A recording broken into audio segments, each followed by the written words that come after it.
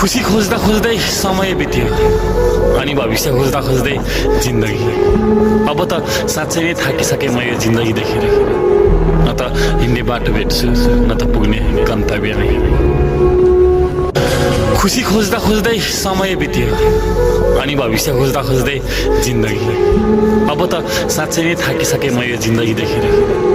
न त हिँड्ने बाटो भेट्छु न त पुग्ने गन्तव्य नै।